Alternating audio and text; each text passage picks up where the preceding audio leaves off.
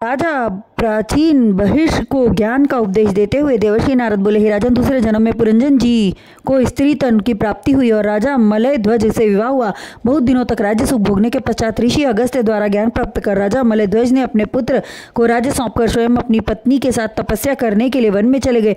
वहां पहुंचकर राजा मलय ध्वज प्रभु के चरणों का ध्यान करने में लीन हो गए और बहुत दिनों तक तप करते रहे। उसके श्रीहरि की कृपा प्राप्त कर योग बल से अपने नश्वर जिसका नाश हो शरीर का त्याग कर परलोक चले गए। तब उनकी पत्नी ने वन से लकड़ियां इकट्ठी कर चिता तैयार की, किंतु माया के बंधन में पड़कर राजा के मृतक शरीर को जलने के लिए चिता में अग्नि देने का साहस न कर पा रही थी और अत्यंत विलाप करने लगी। उसी समय उसके पूर्व जन्म का मित्र अविज्ञात उस स्थान पर आ पहुंचा और राजा मलयध्वज की स्त्री के रूप में पुरंजन को देखकर पहचान गया और उस स्त्री रूपी पुरंजन से पूछा, हे नारी, तू इस तरह फुट फुट कर क्यों रो रही है? यह मृत शरीर वाला तेरा क्या लगता था और तू मुझे पहचानती है या नहीं? अविज्ञात के वचन सुनकर वह स्त्री बोली, हे महानुभाव, आप कौन हैं और कहाँ से आए हैं?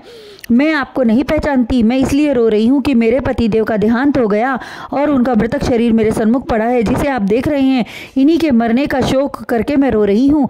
उस स्त्री के करुणापूर्ण वचन सुनकर अविज्ञात ने कहा, हे स्त्री, तू पूर्व जन्म में पुरंजन नामक राजा थी और मैं अविज्ञात नामक तेरा मित्र हूँ। एक दिन मुझे छोड़कर तू घर से अकेला चला आया और एक स्त्री के भोग विलास में पड़कर मुझे भूल गया, अतः तुझे इस जन्म में स्त्री तन की प्राप्ति हुई। हे पुरंजन, अब तुम राजा मलयध्वज के मरने का शोक त्याग कर अपने पूर्व तन को प्राप्त करने का प्रयत्न करना चाहिए। तू अन्य जीवों के समान सांसारिक माया में फंसकर सब कुछ भूल गया है।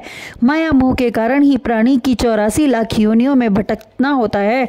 अविज्ञात के वचनों को सुनकर स्त्री तन प्राप्त पुरंजन के मस्तिष्क में ज्ञान का संचार हुआ और राजा मलयध्वज के मृतक शरीर का मोह त्याग कर उसे अग्नि में प्रवेश कर दिया और श्री हरिनारायण का भजन पूजन पूर्ण श्रद्धा एवं भक्ति से करते हुए कुछ काल के बाद अपने तन का त्याग करके अगले जन्म में पुरुष रूप में उत्पन्न होकर मित्र अविज्ञात से भेंट की।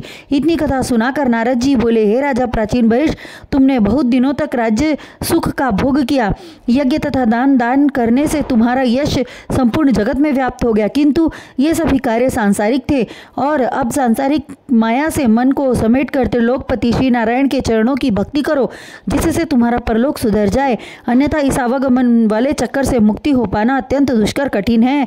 दान एवं यज्ञ करने से देवलोक का सुख प्राप्त होता है, किंतु अवधि पूर्ण होने के उपरांत पुनः जन्म लेना होता है और जो वैराग्य लेकर केवल भक्ति करते हैं उन्हें श्री हरिनारायण अपने पास बैकुंठ धाम में बुला लेते हैं। इसी प्रकार नारद जी के वचनों को सुनकर राजा प्राचीन बहिष्ठ हाथ जोड़कर विनयपूर्वक बोले, हे देवर्षि, आपने मुझे ज्ञान का उपदेश देकर जो कृपा की वह महान है। मेरे पुत्र तप हेतु वन में गए हैं, उनके लौट आने पर इन्हें राज्यभार सौंपकर वन में जाकर प्रभु का ध्यान एवं भजन करूंगा। उनके मुखार बिंद से इस प्रकार की वाणी निकलती देख नारद जी ने विचार किया कि यह मनुष्य कितना भी बड़ा ज्ञानी एवं मूर्ख है, अब भी यह माया रूपी जाल से मुक्त नहीं हो सका है।